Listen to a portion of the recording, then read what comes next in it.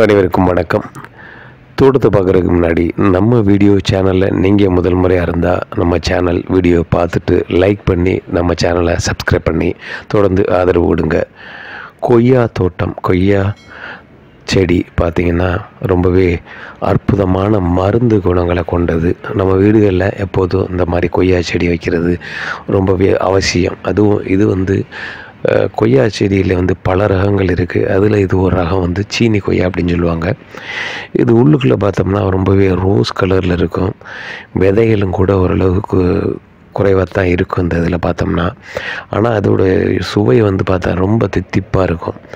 இங்கே இந்த தோட்டத்தில் கிளிகள், குருவிகள் நிறையவே உண்மையிலே அதுகள் சாப்பிட்டு மிச்சம் இருக்கிறத நம்ம பயன்படுத்த முடியும், நம்ம சாப்பிட முடியும். அப்படிங்கிறதுனால குருவிகளுக்கும் கிளிகளுக்கும் உண்மையிலே அதுகளோட இஷ்டத்துக்கு நம்ம சாப்பிட்ற விட்டுருவோம்.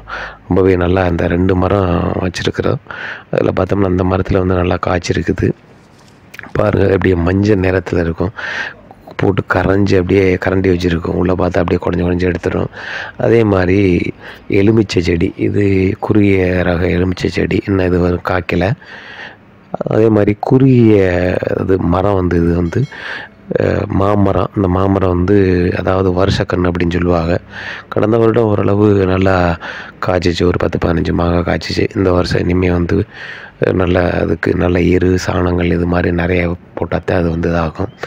ரொம்ப உயரம் கம்மியானதுலேயே நமக்கு காய்க்க தொடங்கிடும். இது கடந்த வருடம் அதே மாதிரி தான் ஒரு 10-15 காய் தான் கொஞ்சம் ஓரளவு காய்ச்சிச்சு. நல்லா அதை பராமரிக்கணும். ரொம்ப அதிக உரங்கள் போடாட்டினாலும் கூட மாட்டுச்சாணம், இந்த மாதிரி ஆட்டுச்சாணம் அதுகள் மாதிரியானதுகளை போட்டோம்னா நல்லது. செம்பருத்தி பூக்கள் வீட்டில் வளர்ப்பு ரொம்பவே நல்லது. நம்ம அன்றாடம் கதம்பம்பூ அது இதெல்லாம் வாங்கி நம்ம கோயிலுக்கு சாமிகளுக்கு இது நாட்டிலும் கூட இது தினந்தோறும் நமக்கு பூத்துக்கிட்டே இருக்கும். இந்த செம்பருத்தி பூ மட்டும் எப்படியும் ஒரு 4-5 பூ அது பூக்கும். அப்போ நம்ம சாமி பூஜை ரூமில் வைக்கிறதுக்கு ரொம்பவே அவசியமாக இருக்கும். அதே மாதிரி ஒவ்வொரு பூக்களும் பாருங்கள் ரொம்ப நல்லா பிரைட்டாக நல்லா இருக்குது, பார்க்குறதுக்கு ரொம்ப அழகாகவும் இருக்கும். இது ஒரு தோட்டத்தில் ஏற்படுத்தி வச்சோம்னா நல்லாயிருக்கும். இந்த செம்பருத்தி பூ அது நிறைய மருத்துவ குணங்கள் இதிலையும் இருக்குது. தலை வளர்வதற்கு, முடி வளர்வதற்கு, இப்படி பல வகையான விஷயங்களை இது கொடுக்குது இந்த செம்பருத்தி. ரோஸ் பூ சொல்லவே வேணாம், எல்லாருக்குமே அந்த ரோஸை செடி பிடிக்கும். ரோஸை செடி நிறைய அந்த பூக்கள் இதனால் கிளி இந்த வெட்டுக்கிளி வெட்டும், அதை கவனமாக பார்த்து இது பண்ணிக்கிறணும். அதே மாதிரி கருவேப்பிலை ரொம்ப அவசியமானது வீட்டுக்கு.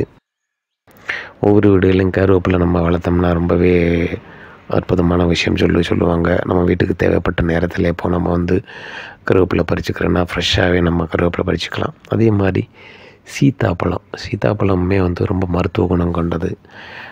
அதில் ரொம்ப அரிய பழம் அப்படின்னு சொல்லுவாங்க. ஒரு சீசனுக்கு தான் அது வரும், எப்போவுமே கிடைக்காது இது இந்த சீத்தாப்பழம்.